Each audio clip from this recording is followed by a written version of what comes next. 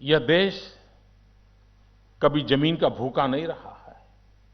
इस देश ने कभी भी दुनिया में कहीं आक्रमण नहीं किया है।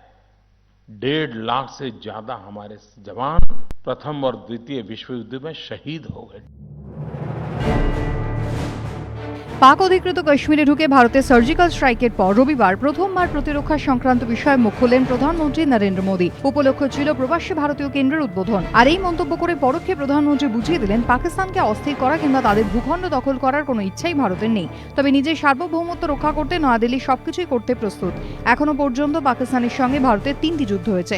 1947 সালে জওহরলাল নেহরুর আমলে, 1965 সালে তখন প্রধানমন্ত্রী লাল বাহাদুর শাস্ত্রী এবং 1971 সালে তখন দিল্লির মসনদে ইন্দিরা গান্ধী। এই 3টি যুদ্ধের ক্ষেত্রেই আনুষ্ঠানিকভাবে শুরুটা করেছে পাকিস্তানি। ভারত কখনোই সেধে যুদ্ধ করেনি, উল্টে 47 হোক, 65 বা 71। 3টি যুদ্ধের ক্ষেত্রেই নয়াদিল্লি চাইলে পাকিস্তানের বিস্তীর্ণ এলাকা দখল করে নিতে পারত। 65 যুদ্ধে তো ভারতীয় সেনা লাহোর পর্যন্ত পৌঁছে গিয়েছিল। 71 যুদ্ধে তৎকালীন পূর্ব পাকিস্তানের এলাকা দখলের বদলে স্বাধীন বাংলাদেশকে স্বীকৃতি দিয়েছিলেন ইন্দিরা গান্ধী। প্রতিরক্ষা বিশেষজ্ঞদের মতে এসব থেকেই ভারত বারবার প্রমাণ করেছে তারা নিজেদের সার্বভৌমত্ব রক্ষা করতে সবকিছু করতে পারে, কিন্তু অন্যের জমির ওপর তাদের কোনো লোভ নেই। এটাই নয়াদিল্লির বরাবরের অবস্থান। এবিপি আনন্দ।